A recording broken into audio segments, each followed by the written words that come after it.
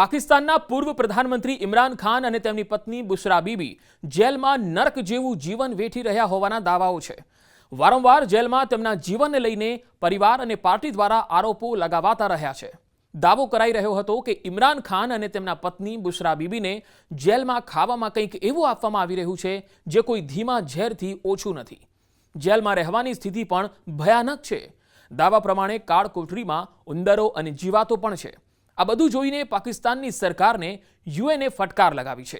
UN અધિકારીએ પાકિસ્તાનને નિર્દેશો આપીને પરિસ્થિતિઓ સુધારવાની સ્પષ્ટ ચેતવણી આપી દીધી છે।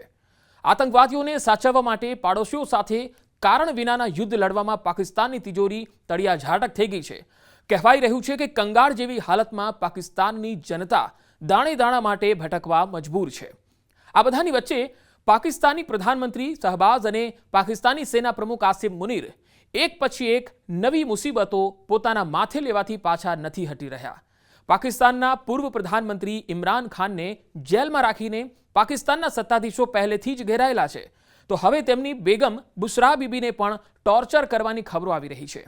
આ વખતે યુએને પાકિસ્તાનની સરકારને ચેતવણી આપી છે। સંયુક્ત રાષ્ટ્રે બુશરાની હાલત પર ચિંતા વ્યક્ત કરીને વર્તમાન પરિસ્થિતિઓ સુધારવાની ભલામણ કરી છે। યુએને પાકિસ્તાનને શું કહ્યું છે એ જાણીએ તો પૂર્વ વડાપ્રધાન ઇમરાન ખાન અને તેમની બેગમ બુશરા બીબી સાથે જેલમાં થઈ રહેલા અત્યાચારનો મુદ્દો ઘણા સમયથી ઉઠાવવામાં આવી રહ્યો છે।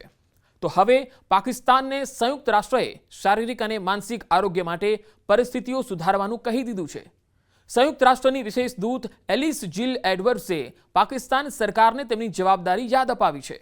એડવર્ડ્સે સ્પષ્ટ કરી દીધું છે કે બુશરા બેગમને વકીલ અને પરિવાર સાથે વાતચીત કરવાથી રોકવા ન જોઈએ અને તેમની સાથે માનવીય વર્તન કરવું જોઈએ। કેવી હાલતમાં છે ઇમરાન ખાન અને બુશરા બીબી?